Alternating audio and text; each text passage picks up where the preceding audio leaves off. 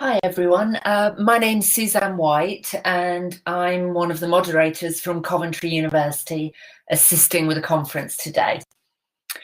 Just a reminder that the session is being recorded, and if you have any questions you can send them to me. You can see my name listed on the left hand side there. I'd like to introduce my colleagues Michelle Bond and Darren Flynn, who are going to talk to us about developing credit-bearing modules.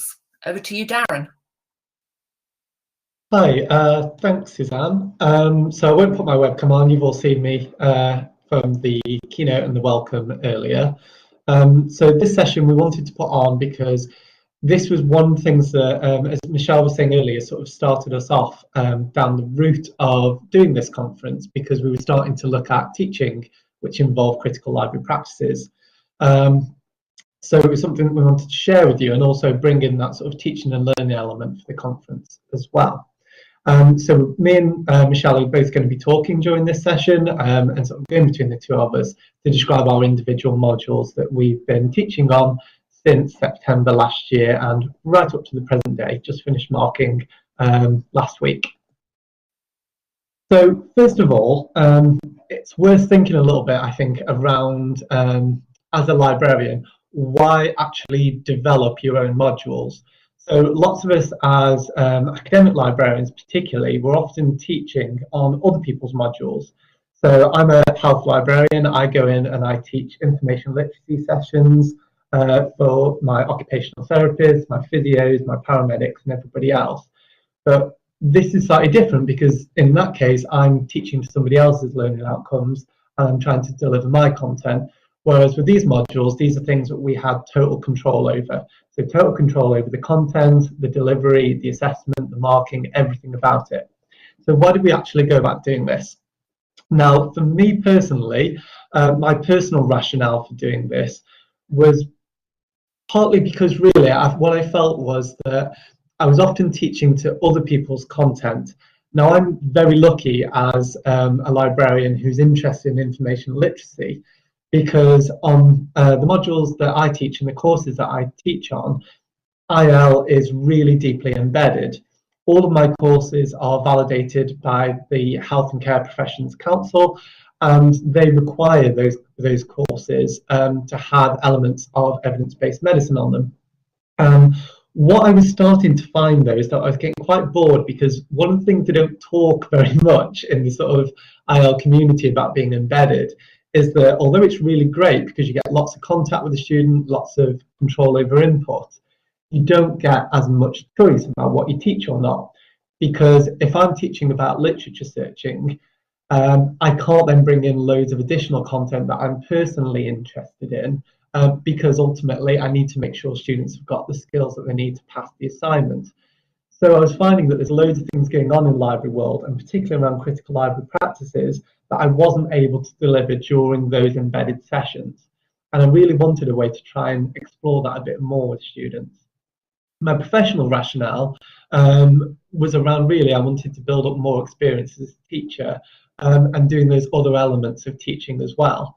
I found it very easy when you're sort of going in to teach on somebody else's module, that I come in, I deliver some content for an hour, 2 hours, and then I'm out of the door.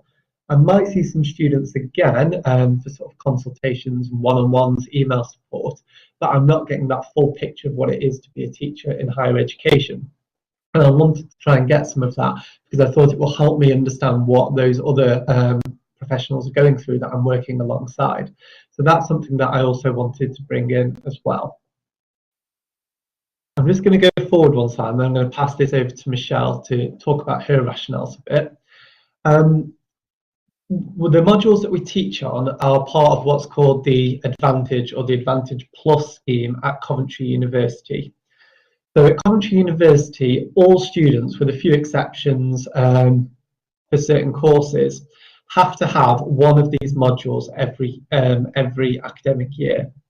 So they're a mix of skills and professional development modules. So some of them are very, very sort of professional development related. So some of them are, for example, doing specific licenses that they would have to do. So we have ones that are in aerospace. Others tend to be sort of more broad skills, so we do loads of language courses that students can do for their Advantage module. Some of them are more about community work or around charity work, or some of them are work experience. So all of these modules run for 11 taught weeks and usually for 2-hour weekly sessions. So there's quite a lot of content to go through these. They're all worth 10 credits and they do count towards the final degree classification. Now, all the Advantage Scheme modules are based on certain themes. So there's creativity and enterprise and entrepreneurship, there's work experience, there's global experience field trips that they can do, there's projects and skills, there's specific professional accreditation certificates that they can do, and there's also one for research skills. So when we were actually starting to design these modules, we had to say what theme our modules were going to fit in. And both of us chose that research skills one because we felt that matched best with the content we wanted to do. Now, all of these modules, because they form part of the assessment for our students, they have to go through a full module approval process. So that means that we initially had to put in an expression of interest and to say what we wanted to teach and where it would fit in with the overall scheme. We had to go to boards of study and get them signed off. We had to have it moderated internally. And then we also had to appoint an external examiner in order to make sure that we could get our work assessed properly. Okay, so I'm going to pass on to Michelle to talk about her rationale a little bit and also to start taking you through her module. Thanks. Are you going to make me a presenter, please, Darren? Thank you. Okay, so yeah, going back to the professional and personal rationale. So yeah, very much similar to Darren in that a lot of the things he said really resonate with me as well. And they kind of mesh the professional and personal for me too. I think I really saw an opportunity because our colleague Holly decided, who had been running the Advantage module for a number of years, she decided to step aside. She didn't want to run the module anymore, and I really thought, okay, this is a great opportunity for me to do something both for myself as a librarian. I've been a librarian in this kind of role since 2013, so quite some time, and I thought it would be a really good challenge and also a really good opportunity to see a bunch of students consistently. Which before I joined Coventry, I was at a much smaller institution, and it was a lot easier to get to know students. And I kind of felt over my two and a bit years at Coventry at that point, that was what I'd really been missing, was that being able to make those connections with students and really get to know them a little bit. You know, I used to attend graduation in my last job, which we don't get the opportunity to do here at Coventry.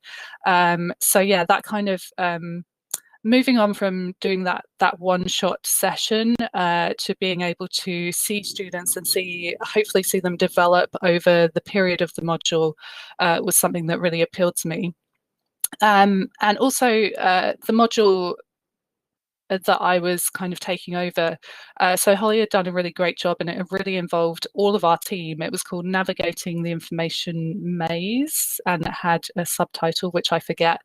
But it was it kind of developed over time and wasn't necessarily particularly coherent anymore, because I think each member of our team were teaching a different subject each week, and so there weren't really kind of connections necessarily between them, and there were a few things coming up in the module evaluation about how students couldn't get questions answered about the assignment, for example, because not everyone knew about the assignment or what it involved. So I really wanted to kind of take it over and make it a bit more consistent for the students in that aspect as well, and have me be the one point of contact, and be able to draw on the strengths of different members of our team, but really have me as the kind of main person to create that consistency for them. Okay. So I'll just talk to you a little bit about my module. So it's a second year module. The assessment for it is a 10-minute video presentation, which I will probably talk about a little bit later. It's called A251CRB, The Informed Citizen in a Digital Society. And the title is something that we went back and forth with quite a bit with the Central Registry Board, who are the people that approved the module. I have always thought of this module and wanted it to just be called Informed Citizen, but they did not feel that that was descriptive enough, I guess. So they made me change it, but I'm not still salty about that at all. And the learning outcomes were these. So first learning outcome, develop an understanding of information landscapes in the 21st century. 2, reflect on how the information landscape shapes social, cultural, and political life, both personally and in a wider context. And 3, demonstrate the ability to critique their own ideas and practices. Okay, so those are the learning outcomes. I will say that I am someone that really struggles with writing learning outcomes. So all credit here goes to Darren, who is much better than me. And I just babbled at him for quite some time, and then he basically wrote these for me. I personally don't find learning outcomes particularly helpful for the students either. I remember in the first session of the module, I was introducing the learning outcomes, and I did the first one, and a couple of the students were like, "What's an information landscape?" And the quickest answer to that is that, it's a fancy term that you have to put in so that it passes an academic board. And I was kind of like, oh, damn, I hadn't even really thought about, them asking further questions about what any of these mean. So I had to come up with something quite quickly. But yeah, the idea of the learning outcomes, I will explain a little bit more in the next section about the module ethos. So I really initially started to think about this module probably 18 months ago, I guess. It took quite some time to get through and get approved and then design it. I really started to think about it about 18 months ago, and thinking about it in terms of what we need as individuals to be able to participate in society.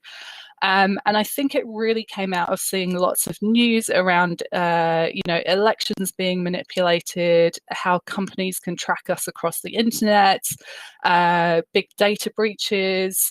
All of those kinds of things really coalesced in my mind as things that we need to know about to be able to exist in the world right now. So, it's no longer that useful just to know how to use a computer or know how to use the internet and access your email or whatever. It's actually to be able to really participate in citizenship, participate in a democracy. You really need to know, it's kind of scratch the surface a little bit more, and be a little bit more informed, be an informed citizen, I guess, and know a little bit more about how the internet works, I guess, is what I was trying to get across.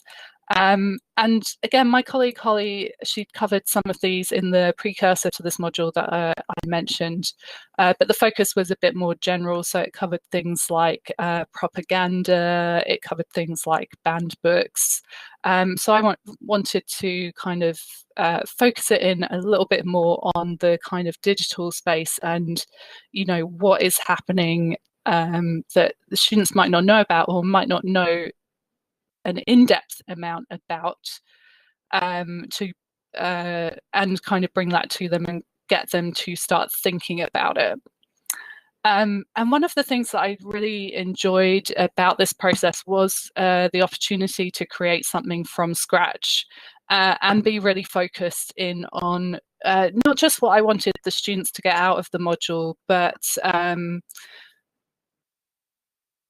really think about like the kind of whole the whole kind of presentation of it. So the way that I taught it, the readings that I included, the examples that I included. So I've put there working towards an inclusive decolonized module with social justice as a continual strand. So yeah, that was something that, you know, I don't know if I achieved necessarily, but it was something that I really had in my mind, was that, you know, I wasn't just curating a bunch of content for the students, but I really wanted it to feel like, you know, they were participants in the module, that they were represented, that I'd worked really hard to consider their experiences. And I think that's particularly important at our university, because over 50% of our students are from Black and minority ethnic backgrounds. I think we have quite a high proportion of students that are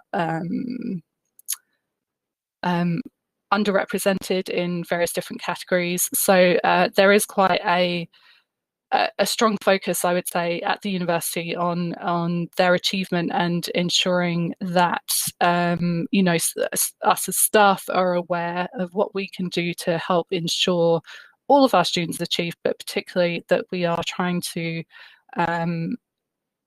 recognise and help students that are from underrepresented areas, and trying to ensure that we can help them see that they're reflected in the curriculum and that they are part of the university and they absolutely belong at the university as well. Yeah, so I knew that I would be teaching most of the classes and that I would be there in class, every single class, and so that allowed me to really have the control of what was happening. And even if I had a guest speaker in, so for example, I had Darren in as one of my guest speakers, I would still be in that session and ensure that if students had questions or wanted to chat to me before or after the class, they could do that.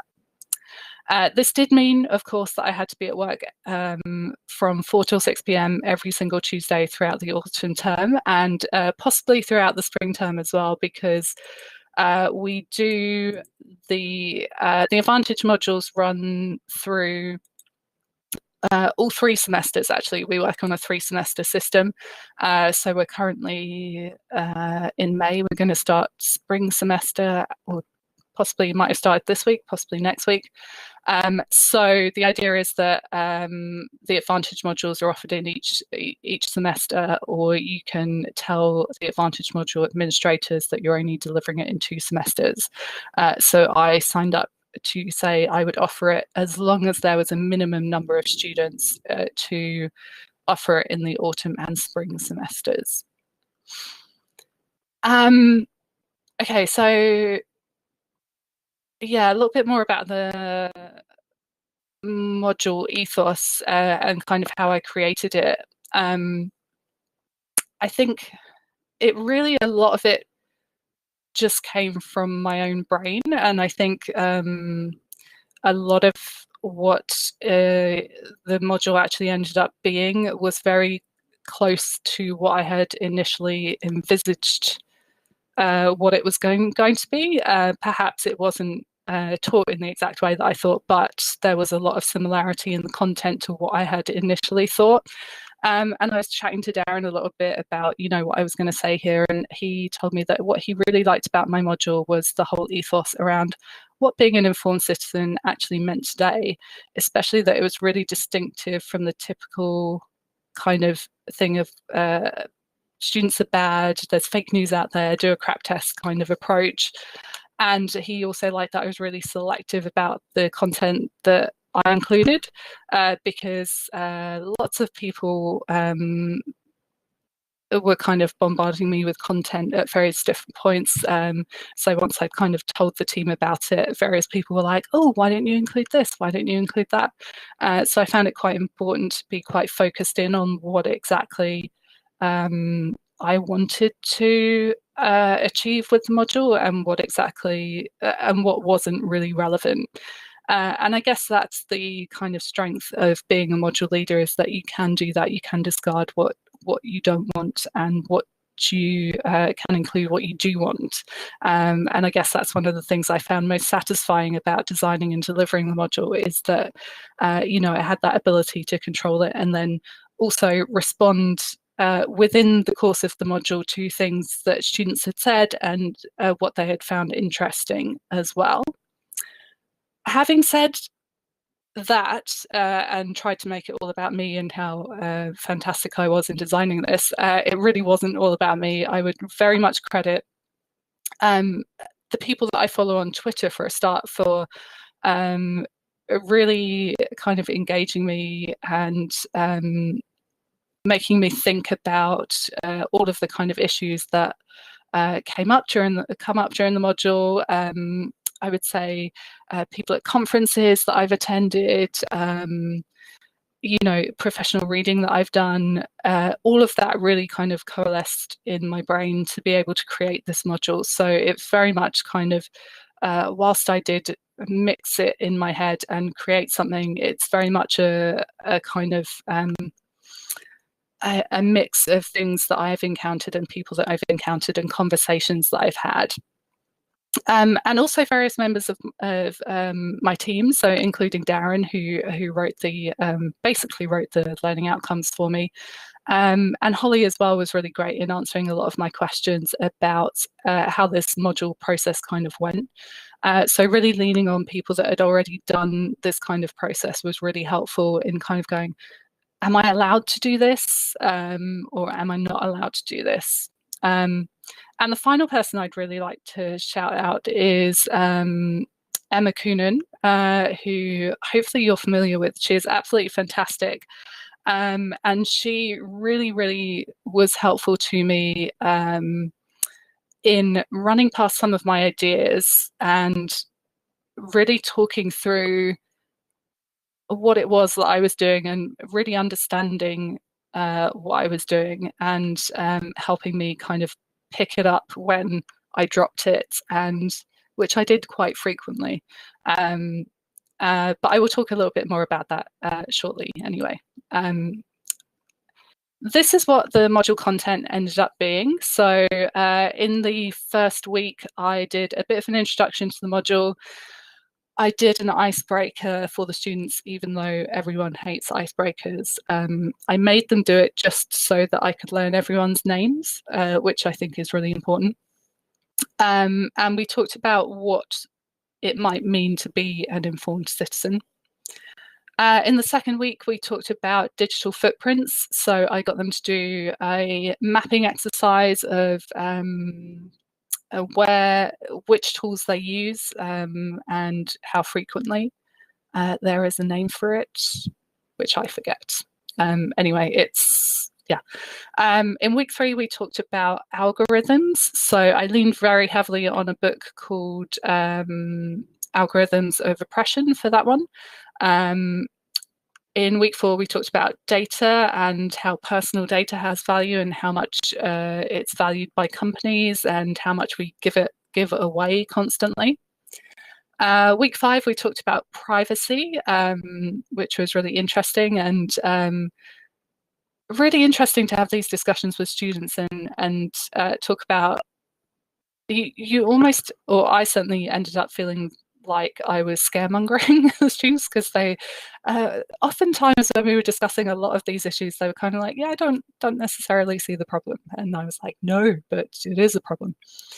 Anyway, in week 6, we had an assessment practical, because the other thing that I wanted to do with this module was to try and ensure that students could complete as much as work of the assignment work as possible within the bounds of the module teaching time. Because this is an add-on to what their actual degree, I didn't want it to be an additional burden for them.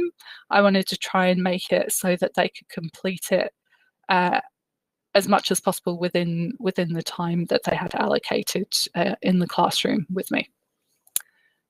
Week 7 was science in the public sphere. So that was Darren talking a little bit about science and science reporting. Weeks 8 and 9, we talked a lot about fake news, which was really interesting. Week 10, we had a workshop on Wikipedia because at the moment we are lucky enough to have a Wikimedian in residence at the library. So I asked him to come and do a workshop on Wikipedia for the students. And then in week 11, we just did a bit of a recap. I threw a little bit of a party for the students, and I answered kind of any questions that they had.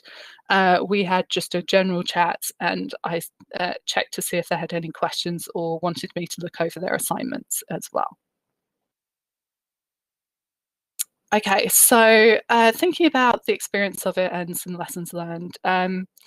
So overall, it was mildly stressful, as I assume it should be when you're a module leader, but it was also a really good experience, and I think it was made that way because of the students, and I think I knew that that was going to be the case. I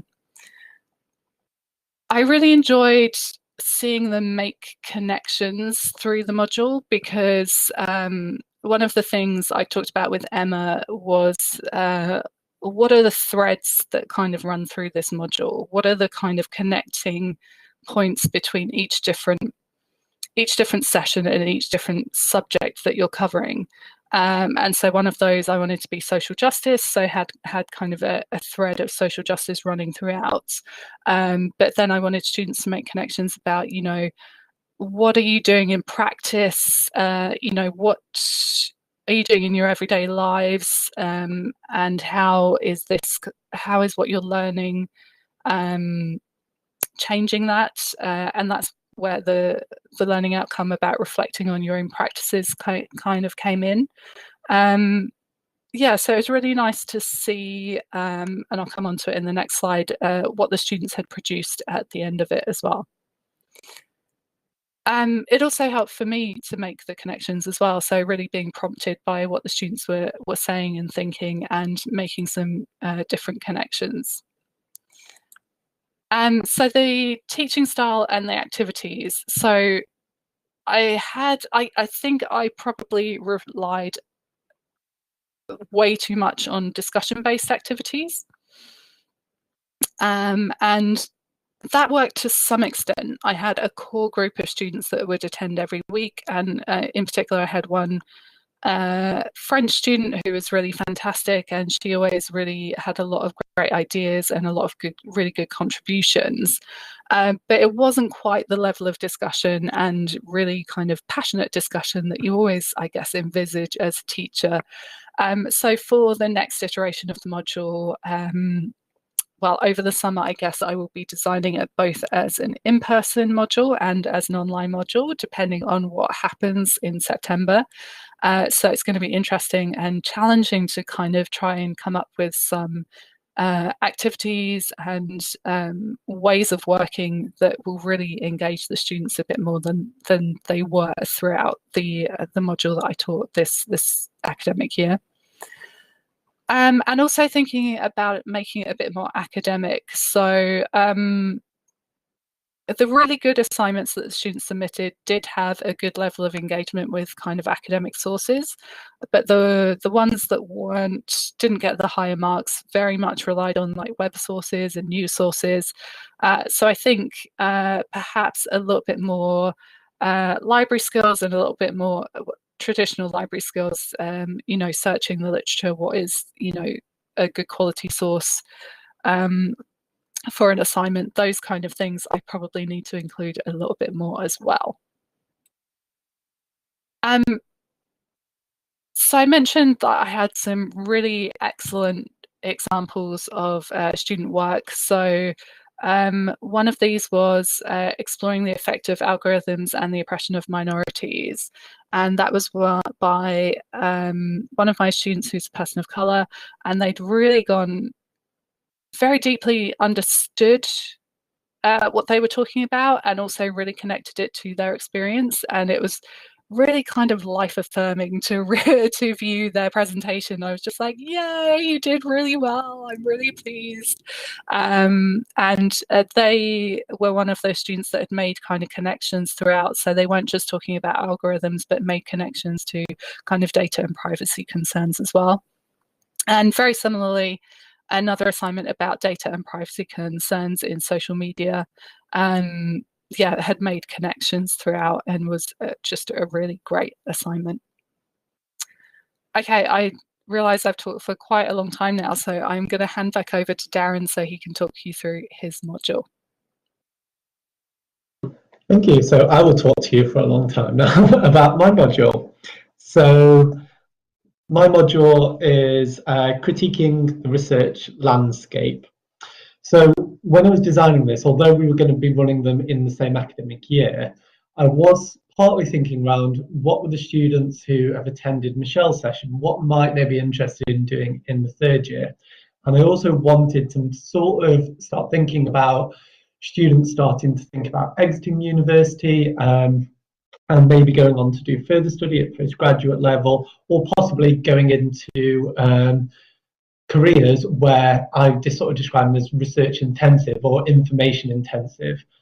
We train, for example, lots of biomedical students who might go on and work in research intensive industries. So it was very much pitched at those sorts of students. Whether you always get those students or not is a different thing, and it was really interesting. And something we didn't mention before is that for all of these modules, they're open to everybody in the university. So one of the really nice things about teaching them is that in my class I had sociologists, psychologists, engineers, arts and humanities students, biomed students, everybody all in one place, which is very rare really in a university setting. So my module was a final year module. It's taken in the second semester, so it's really at the point where most of the students now are doing their dissertations at the same time. So that was something that really informed the way that I planned and delivered the module. The assessment for it was similarly a 10-minute video presentation. The bit that I made different with mine is that it had to be on one specific topic from the module and then include a reflection on it. I'll go through what the actual topics were week by week in a few minutes, but I did that very purposely. One of the things that I was aware of is that as final year students, they've got an enormous amount of work on, a lot of stress looking at things like dissertations, but also applying for jobs earlier and earlier. And I didn't want to have an assessment which meant they would have to necessarily show up every single week for 11 weeks in order to actually pass that module. I wanted to make it almost more modular in that way, so that, okay, if they couldn't come one week, that would be okay, because they could still take the content from the previous week. And that's pretty much how it played out. Is I didn't think I ever had every single student enrolled in the same place at the same time. Sometimes I would get half of the group and then the other half next week. And I was kind of fine with that because that's what works for those students. And I wanted to make sure that if they were going to do this module, it was going to be really manageable for them. So in terms of my learning outcomes, quite similarly structured to Michelle's, because we collaborated on quite a lot. So the first one was to develop their understanding of the wider context, debates and issues in contemporary research and in scholarly communication. So I wanted them to understand one of those big issues that we have in research and in scholarly comms, and then to be able to describe what it is and how big an impact that thing has. So that was kind of the what of the question. Second learning outcome was to demonstrate an understanding of how the context, debate and issues in scholarly comms affect the research published. And this sort of came into what I was interested in, which was around power balances in the research community. So if there are all of these different issues going on in research, that I'll take you through in a moment, what impact does that have on who gets to have a voice in research and who doesn't, who maybe gets more sidelined in research? And I really wanted them to unpick that a little bit. And finally, I wanted them to reflect on how their use of research literature is affected by changes in the research environment. And this is really to try and get them to consider themselves as emerging researchers. So some of the topics I took from what we might commonly do in sort of more research support or in scholarly comms in librarianship. But I wanted to almost twist those a little bit and say, well, rather than just looking at teaching those topics to research producers, let's have a look at what happens when we teach those to research consumers, which, you know, third year students generally are. They're absorbing all of these pieces of research for their dissertations and for their other essays. So I want them to try and understand a little bit around what that wider context is for research. So in terms of my module ethos, what I really wanted to do was go beyond sort of source evaluation. I often have to teach some source evaluation and also sort of critical appraisal with health students, but I wanted to go beyond that because what I was thinking about was really a lot of the things that we talk about with source evaluation is around, okay, was the sample size big enough? Have they used, you know, sort of appropriate measures? How, you know, and then in source evaluation, where has it been published? Is it peer reviewed? All of that kind of thing.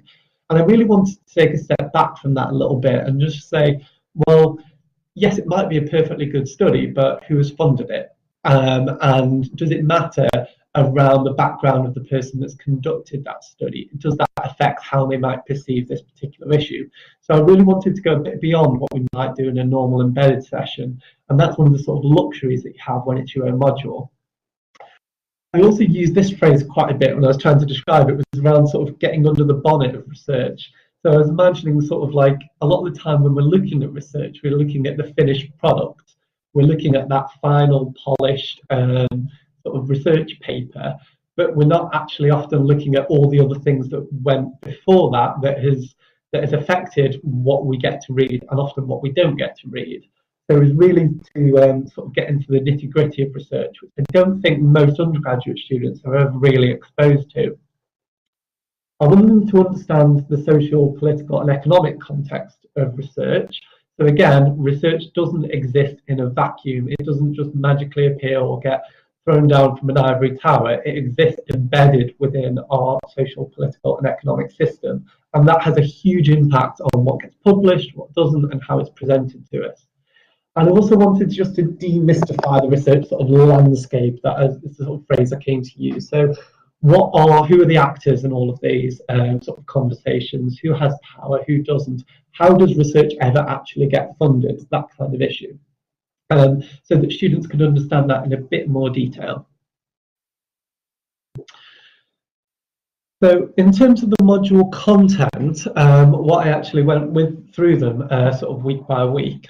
So in the first week, it was pretty much just module introductions. So it was introducing myself, laying out how I was going to teach the module, what the assessment was, trying to get to know the students a little bit. But I also wanted to get across this idea of the scholarly conversation and the research landscape. So to try and get students to think less about research as being a product, so it's not just a journal article, but research is not just that final product, it's about the interaction of all of those different pieces of research, so that sort of conversation that goes on. The other thing that I was really keen to do from the get-go is to start mapping out who the different stakeholders in research are. So it's not just you as a reader and then an author. There are other people involved in that have got power and control over the process. So thinking about who those stakeholders are. So yes, the individual researchers, but also the general public and academic institutions and government and civil society, and trying to think about what research they consume and what they contribute towards research and who has the different power in those relationships. Second week, I wanted to get right into the research funding. So talking to a lot of our students, I don't think a lot of students really had a sense, or maybe they just never really considered how research actually gets funded. So who pays for this research?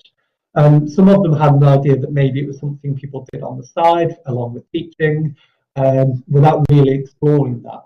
So I wanted to get them to think about who pays for the research. How does the money actually get through the system? So if we're saying, yes, okay, most research in the UK is funded by government, or what's the actual process for that money getting from the Treasury down to the individual researcher sat in an office? Because along that whole process, that's where you get to understand those power balances and those transactions between people. I also want them to think about how do different funding models influence what research actually happens. So, and how does that happen? So if we've got all these different funding models for research, does that change the way that the research landscape operates? So, for example, if we've got this constant sort of ref cycle, well, does that contribute to a very sort of short-term approach to research so that you constantly try and have that output focus? And also, does the way that research is sort of divvied out between different institutions, does that lead to more competition rather than collaboration? One of the things we also talked about there quite a bit was around democratic consent versus peer review. And we had some quite interesting debates around that. That when you initially take the point of view of, well, researchers should always decide what their own research is going to be without outside interference, but then you play that against, well, it's public money. Should the public, through its elected representatives, have some input and control on what actually gets funded or not?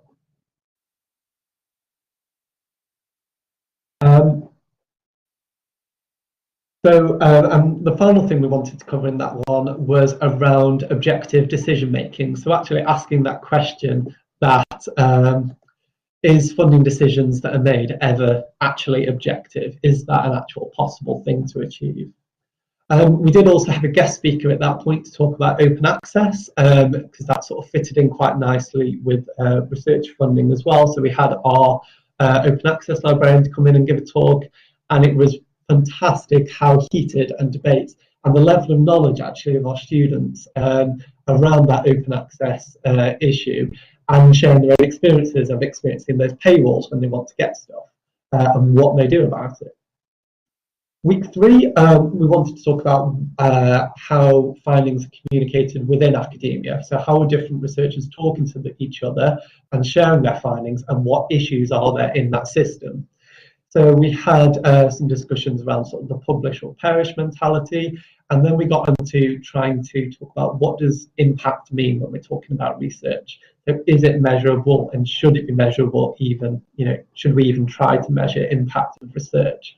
So trying to say, well, if I've done a piece of research and it doesn't in terms of the quantifiable way, not had much impact, should that matter to you, and should that affect what funding you get in the future? And at that point, we had another guest speaker to talk around research metrics and to explain the REF process to our students. And again, that generated some quite interesting sort of outrage and debates with students, looking at the proportion of funding that, say, our university gets versus others. And quite interesting. Week 4, this is similar to the session that I did with in Michelle's session, which was around research reporting in the media. So this was around how does the research go from sort of the ivory tower situation into the public domain. So we wanted to say, okay, well, what's that process? What's the actual process of I've done a piece of research and I want to share it with the public, and actually mapping through that process from sort of press release in a university press office to an editor's desk to maybe a science editor, and then actually going out into the public and maybe being shared on social media. So what influences what research actually lands and makes any traction with the public? And again, does that affect what research gets published or doesn't? Does it lead people to do more eye-catching research versus maybe things which wouldn't have that level of engagement? We talked quite a bit around the shortcomings in science reporting and what some of the issues are with, this is where it's sort of linked in with issues around print media particularly, and the sort of crisis in print media, because that's leading to less specialist science reporters, and that ultimately affects how we perceive the overall science. And we talked a bit around sensationalism and its effects. So we talked around things like particularly anti-vax movement, and sort of sharing the questionable research and how that can drown out real research and issues of balance around that. Week 5, we did something really specific that I was really interested in, which was the replication crisis. So we talked around what the replication crisis is, why does it matter, and what the proposed remedies are. And that was a brilliant session because we had quite, I think, 3 or 4 psychology students in the session, and this is something which is quite big in psychology, particularly in social and experimental psychology at the moment. So they'd covered some of that in their normal course, so they can bring in quite a lot about that, and that was really interesting. Halfway through the module, we just had a practical about how to actually go about doing your video recording and just answer questions on that. Week 7, we talked around research biases. So this is sort of my little pet topic that I really enjoy talking to students about. And this is where it sort of links in with my experience as a health librarian. So we talked about what are the sort of biases that you can experience in research. So things like the streetlight effect. We cover the publication bias quite well, observer bias, observation bias, and we have case studies of each of these. And we talked about what the impact of these different biases might have, and also how that affects what research might get published or what doesn't.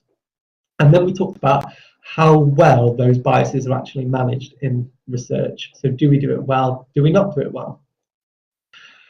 Week 8, we talked around statistical significance. So what actually is statistical significance? And again, some of our students had some inkling of that already, depending on what their degree was. So we talked around how's that actually measured and what's that number for it, for statistical significance, and why does that actually matter? Why does it matter that you don't just have a result, but it's a significant result?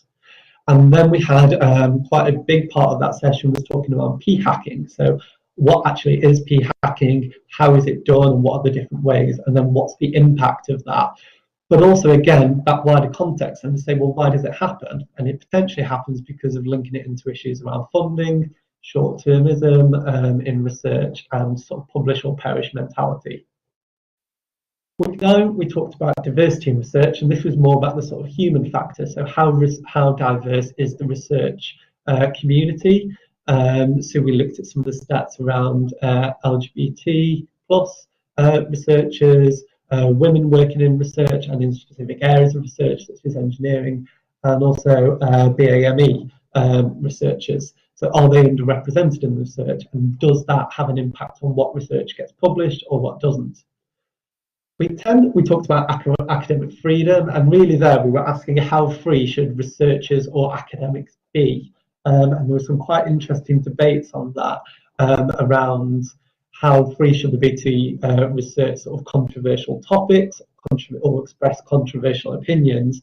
And then we also looked at some case studies in no platforming, sort of shunning and pylons. And then finally, we just rounded off the module with sort of last questions and things.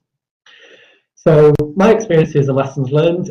Assessments, you can't explain to students enough what the assessment is and answer enough questions about it.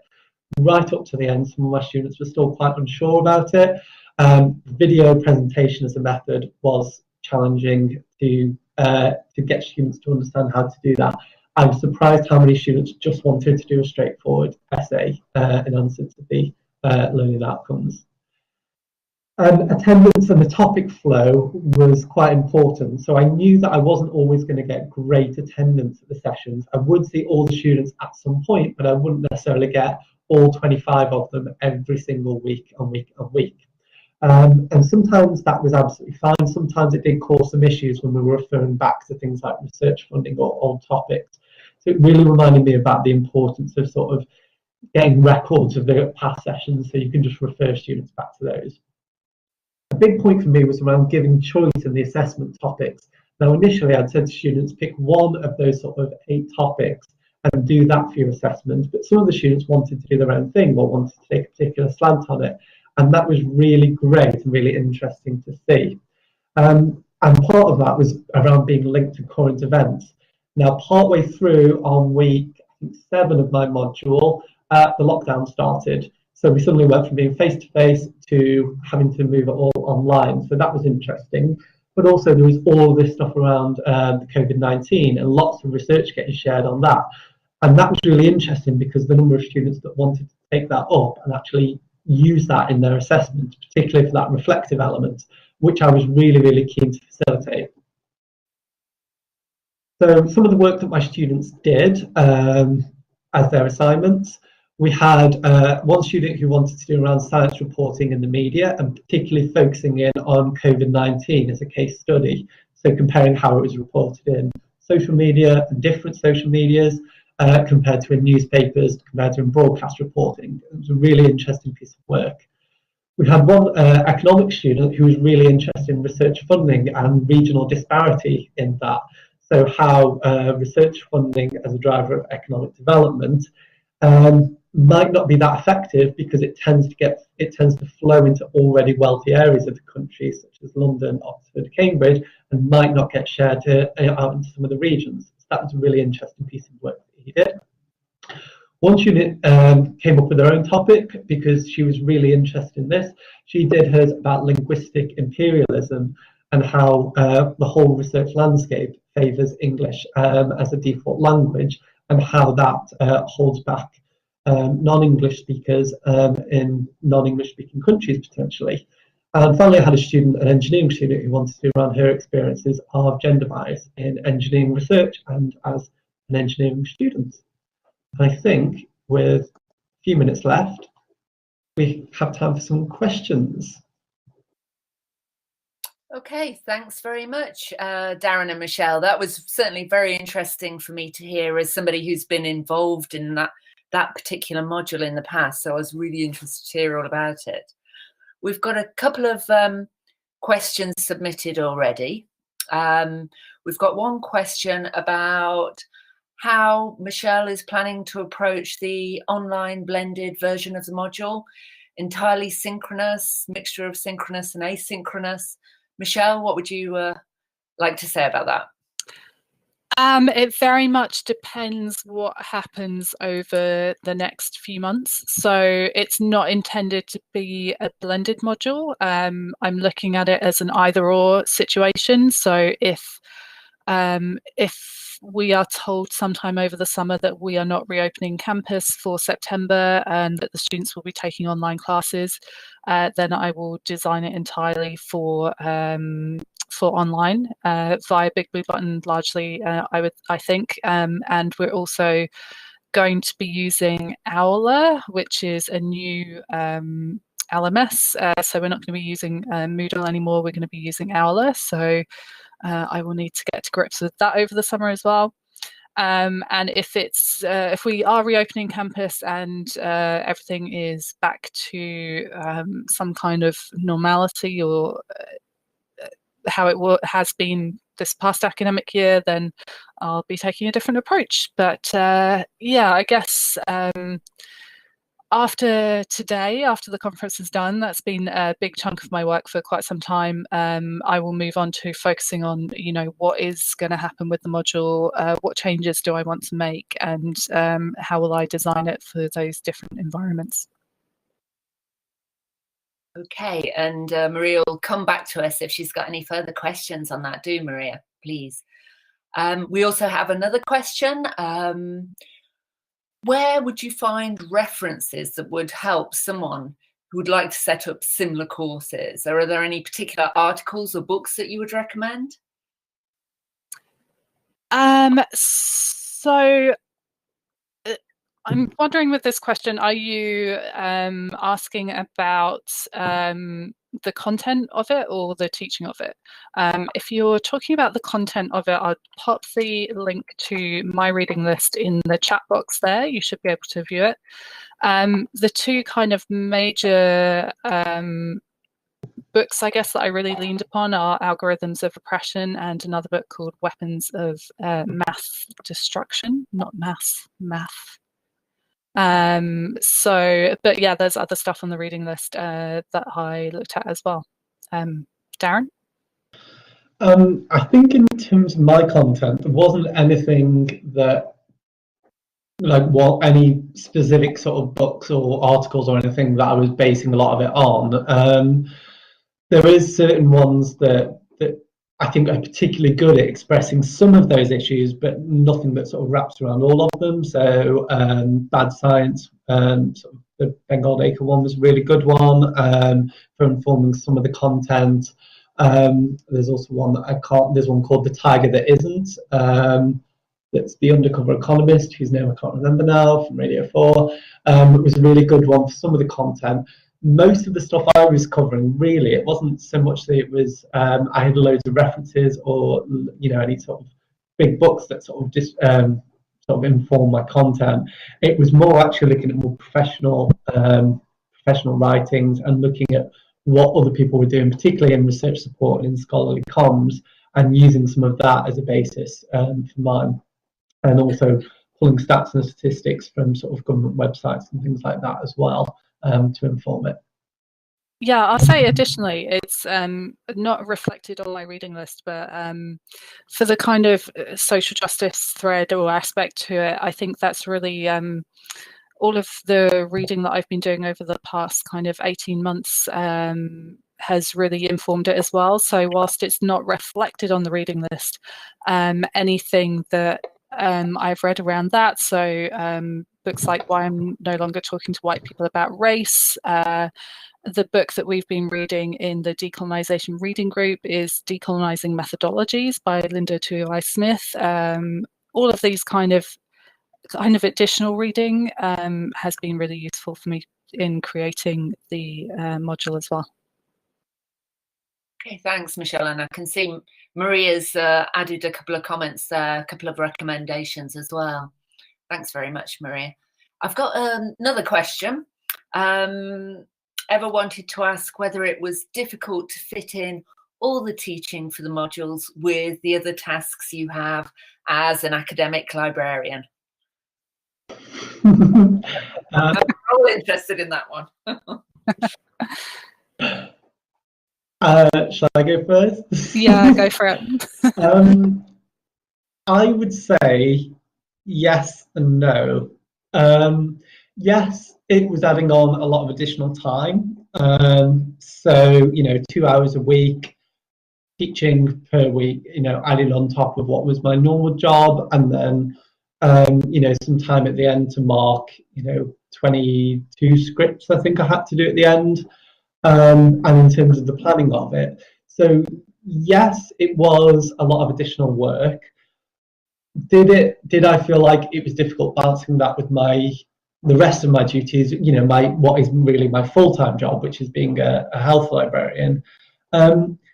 Yes and no, because what I tend to find is that the work expands to fill the amount of time that you have available. So if I was giving over more time to do this, then I just wouldn't run so many one-on-one appointments with students, or I would move some of my embedded teaching around so I could sort of move it around that way. So other than having very blocked blocks of time, when I had to do, say, marking, where I had 3 days blocked out just to make sure I could get that marking done, probably didn't have enormous impact, but that's because I can move other things around. I should say I'm very privileged in the role and the team that we work in, that I'm allowed to do that. I kind of have quite a lot of control over what I do or don't do in my job. So I was able to remove some things or reduce them in order to accommodate this as a piece of work. Yeah, I would absolutely echo what you just said, Darren, especially in that we are fortunate in that we very much manage our own time, and that we have the freedom to be able to do that. And even things like because I'd work till 6 on a Tuesday, I would take half an hour somewhere else, and just be able to organize my time if I had to work late to finish something, I could take that time somewhere else, and just those kind of adjustments just to make sure that I stayed sane, because I'm very I'm someone that's very kind of I like to have boundaries around the work that I do. So I'm not someone that buys into the vocational awe of being a librarian. I'm very much, it's my job. I do it from 9 till 5:30, and unless I'm teaching part-time students in the evening, I don't come home and think about work. So, being able to enforce those boundaries to me was really important, and particularly to teaching in the autumn term, because I taught my module in the autumn term. Darren taught his this past spring, so it was really important to have those boundaries and really take care of myself, because autumn term is such a busy time anyway. The majority of my teaching with my subjects happened during the autumn term, so kind of juggling that, plus spending, reading lists, all of the other bits and bobs that go into being an academic librarian. It was a bit of a juggle, but like Darren said, the work kind of expands or contracts to fill the time that you have. So, yeah. Okay, thanks very much, Michelle. Yeah, I can see Eva's replied there. It's 1:15. It's time for lunch, everybody. I've got more questions for Darren and Michelle, actually, after hearing that, but I'm going to save them till later, and you'll be in the water cooler for questions, I'm sure. And yes, thanks, everyone. Yeah. We're looking forward to Zainab's talk at 2:00 and go and have some nice lunch. Thanks, Suzanne. Thanks. Thanks, Suzanne.